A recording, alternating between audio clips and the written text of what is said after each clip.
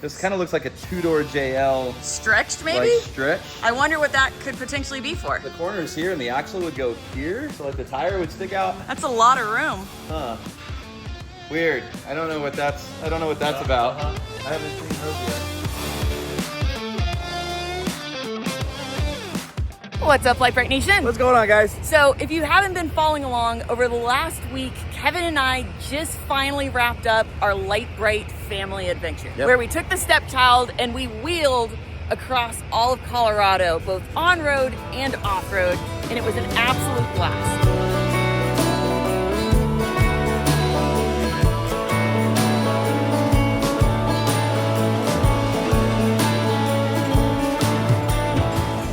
So if you haven't watched those videos, you need to go back and watch them because they were absolutely amazing. We got to see all kinds of wildlife, like every wildlife that you want to see, that you want to see when you visit like Colorado and the Rocky Mountains. That was we cool. saw. Yeah, and we lived in Colorado for a little while and didn't ever saw them. But it was a blast. We started in southern Utah, where we live. Yeah, we drove 100 plus degrees. We drove. The whole point was, can the stepchild with 42s and a Hemi and loaded down, can we still get the gas mileage for range, which, you know, I brought a little extra couple gallons just in the back. Case.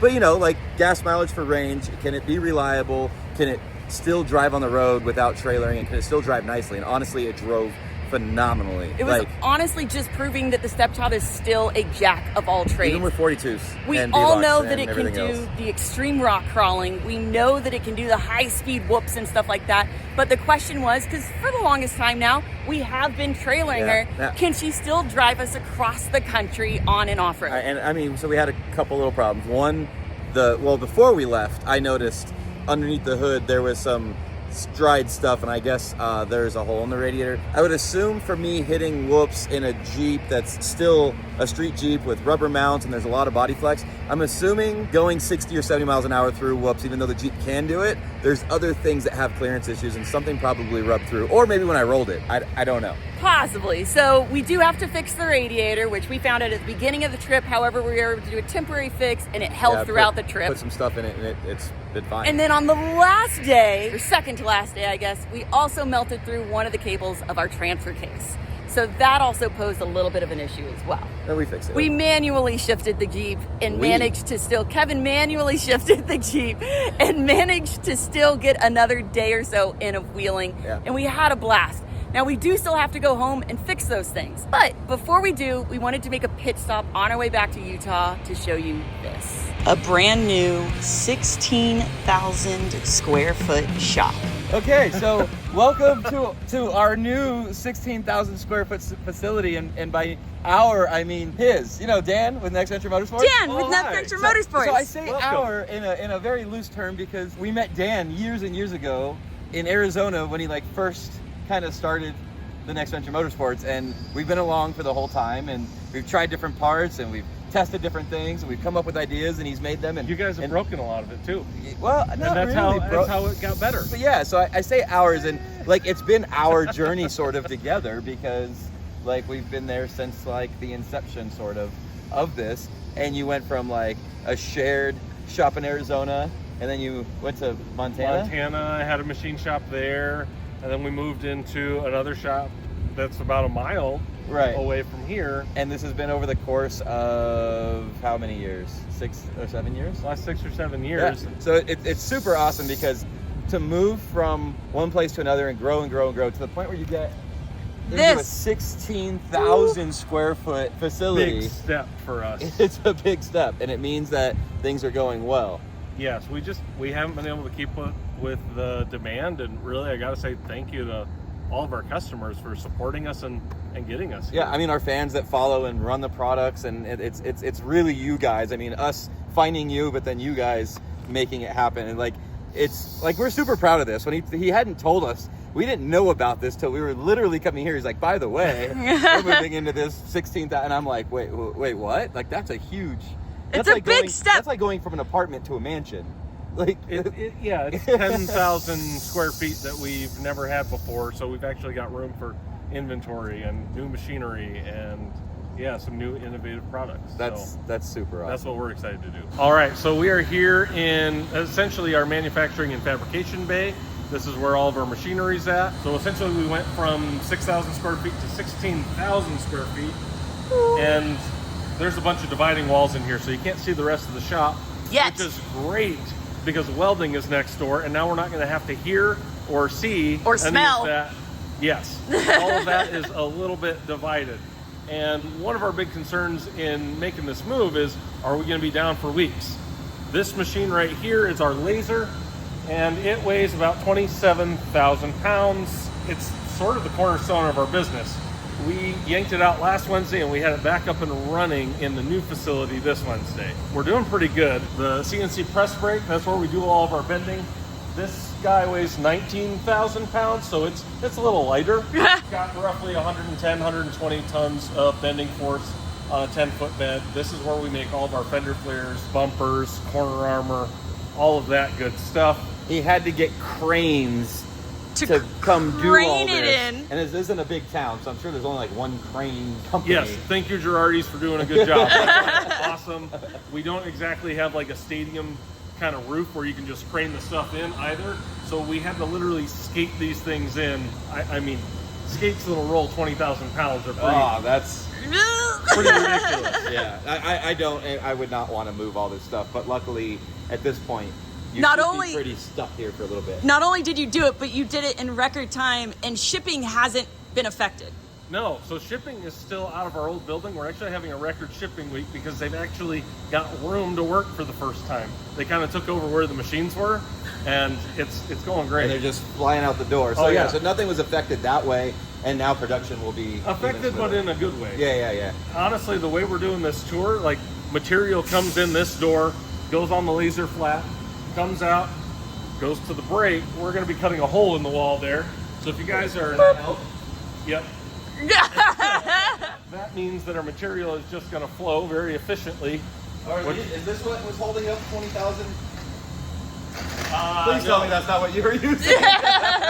All right, so this is the next bay over in the building. This is welding. We've got a robotic welder in the corner, and that is pretty much just dedicated to our differential covers because we don't want any leaks. We do test every one of them for leaks, and that was the best way to make sure that that happens the same way every time.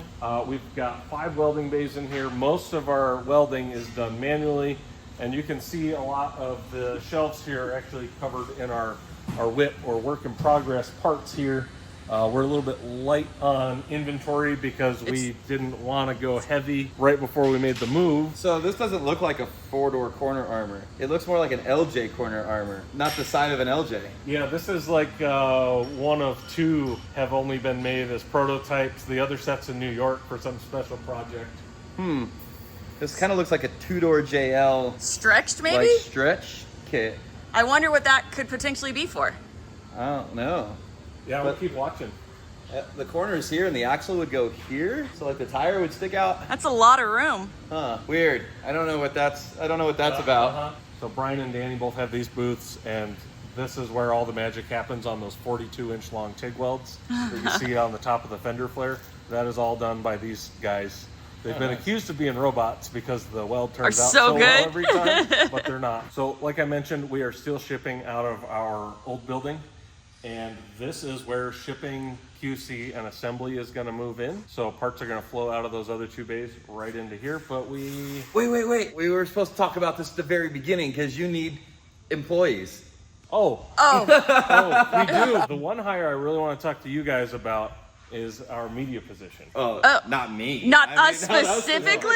If any of our viewers... So what we're looking for is basically a media rock star, somebody that wants to take on newsletters, social, YouTube editing, ads, looking at the data that kind of drives the growth. How do we get our awareness out there? Currently, I'm doing it, and that means it's a bottleneck because I need to be designing things and interacting with production. Really want to find somebody, start them part-time, grow it into a full-time position, and we would love it if that person also wants to be pretty close to Grand Junction and all the Local trails. or willing to move. And when we say a media person, I don't mean someone who just likes to fiddle with Instagram. We're talking about someone who actually understands like meta ads and Instagram ads and actually looking at analytics and figuring out what works, what ad sources work, where putting your marketing money works.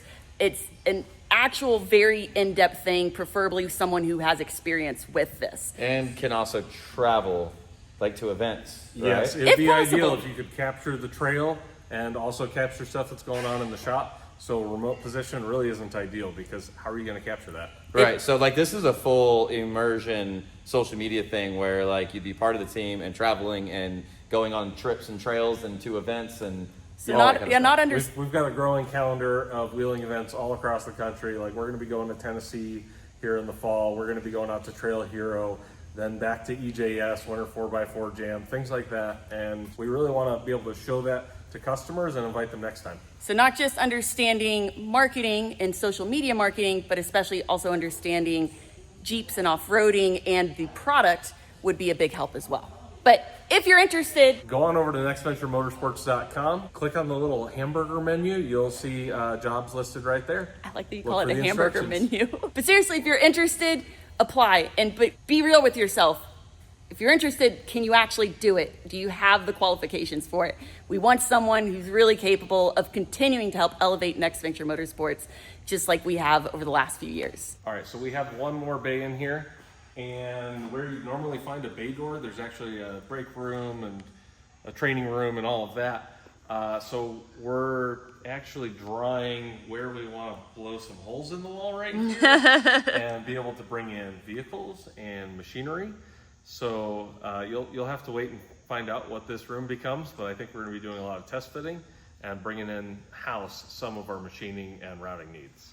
Now, most of our viewers really should be familiar with Next Venture Motorsports. All of the armor on the Stepchild is from these guys. And we have proven time and time and time again over year, the quality that Next Venture Motorsports puts out in all of their products and the level of absolute beating that it's able to withstand, because everyone knows we don't treat the Stepchild gently. I rolled it. He rolled it. On aluminum fenders, like rolled Like the whole thing. their Highline aluminum fenders protected the entire Jeep during a rollover. Like, or at least the body. The only damage that we got here was from the side mirror shoving into the side of the Jeep. Otherwise, the only side damage from the rollover was on the fender flares themselves, which held up fantastically. Another great example of his awesome products is his whole truss kit for the factory front 44 axle. He's been running 40s and beadlocks for over 2 years on the factory 44. Now I don't recommend running 40s, but I know 40s are like the new 37. So if you absolutely cannot afford yet to get upgraded axles and you have to run the 40s, Or even just a higher tire size, and you want reliability. Right. This truss kit is what's reinforced this whole front end and has kept it from breaking apart or just On 40-inch tires on the stock now, 44. You do have to be more easy with throttle, but he does really hard trails. He does wheelie 21 crap. Road and Billings Canyon and all these others. He does hard stuff, but you have to be very gentle with the throttle. But it's lasted over 2 years, which is pretty freaking amazing. But as far as armor goes, they make everything from the front bumper all the way to the rear bumper. I mean, even the diff skids and diff covers, your fenders, the sliders, the corner armor. I mean, the rocker armor. Yeah, the rocker armor, which you kind of, once you put these on, you kind of can't put that on. So we've never been able to Get to that because we got those right when they first came out. No, I have the original prototypes. Prototype of it as well. So your inner fender flares, your new seamless corner armor, which looks amazing, and then of course. But this is actually really new. This is actually brand new. Is the rear chop bumper? So we had the front chop bumper. Now he has a rear chop bumper. So our rear bumper is the aluminum featherweight. Now they call it a featherweight, but I've come down on it quite a bit. I've beaten the absolute crap out of it, and it's super high and tight. It's held up great. But when you look at the new rear frame chop, it sucks way in. He has all the corner armor here. Fascia.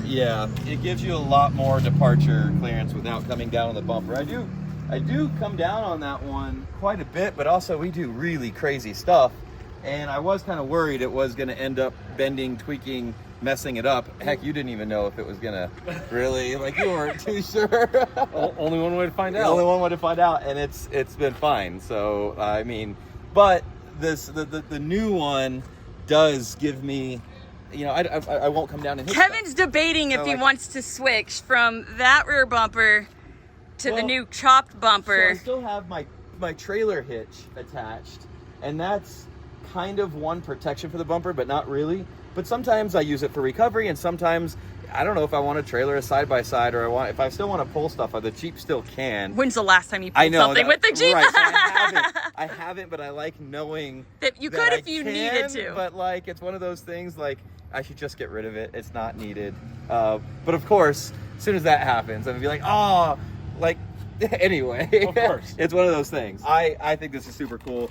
He has everything raw aluminum to show off everything on the Jeep, which is why it's not color matched, so you can see what it is. I would, of course. Well, we would and we did. Yeah. So obviously, like, we have quarter armor, we have their fenders, we have their bumpers, we have their rock sliders, all of their skid plates, the front bumper, all of the armor on the stepchild is Next Venture Motorsports. Yes.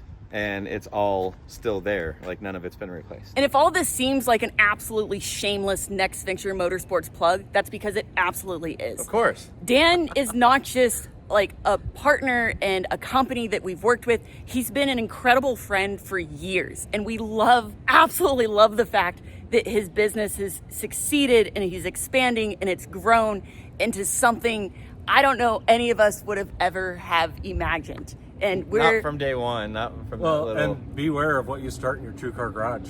You never know what's going to happen. we're so proud and we couldn't not stop here to hype him up for it. And anyone who doesn't run Next Venture Motorsports products, go to the website, check it out. They make incredible freaking armor. And for everyone who does, thank you so much for helping to support Dan alongside us. And with that, we're back at home. You know, the Jeep has been doing great, but you know there's a few things we have to fix. We got the cables, we got the radiator, or at least drain the stuff out that we have in it. And then I have some super duper awesome surprise for the stepchild that we finally got in that I've been waiting forever to get put on. I'm pretty excited about it, but you guys will have to wait till the next video to see everything get repaired and that get added to the stepchild. If you follow like my Facebook and stuff, then you already know by this point, but if you don't, then you don't. Anyway, thank you guys so much for watching. Please don't forget to like, subscribe, and share. Remember, you can find all of your Lite Brite Nation merch and decals at litebritstudios.com. We love you, and we'll see you next time. Bye.